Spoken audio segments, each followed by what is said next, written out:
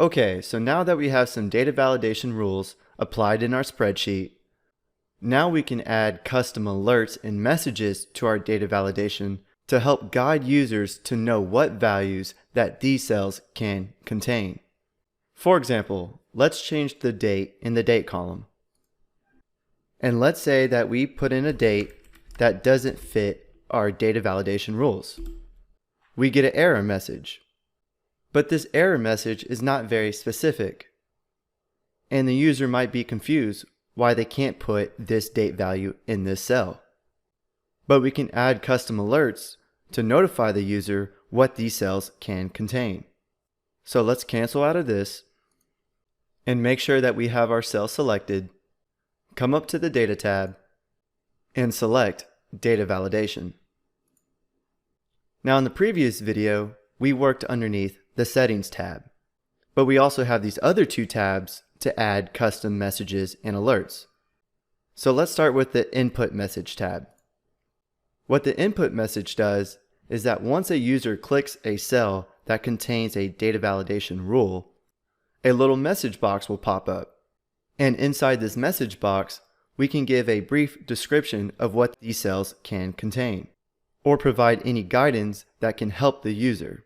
For example, we know that in our date column that this cell can only contain a date value. So maybe in this message box, we can tell the user what kind of format we want the date to be in. We can give our message box a title, and I'm just going to put date. And then for our input message, maybe we can say, please enter date in mm/dd/YYYY format.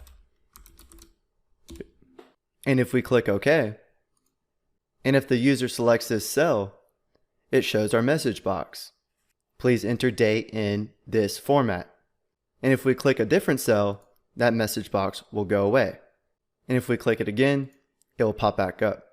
So that's how we can put input messages for our data validation rules. So this input message tells us what format to put the date in. But if we still put in a date that's not within our range, we will still get that same error message. But we can change that error message to be more descriptive. So let's come back up to the data validation button, select the Error Alert tab, and then from here, we can put an error message. So for the title, I'm just going to put date again. And for the error message, we can say, please enter a date between January 1st, 2020 December 31st, 2021. And if we click OK, so now if we enter a date outside of that range, so let's say we put August 7th of 2018, now our error message shows the title, which is date, and then our message, please enter a date between January 1st of 2020 and December 31st of 2021. So this is a lot more descriptive than just Excel saying that your value does not fit the data validation rules. Let's do another one for the zip code.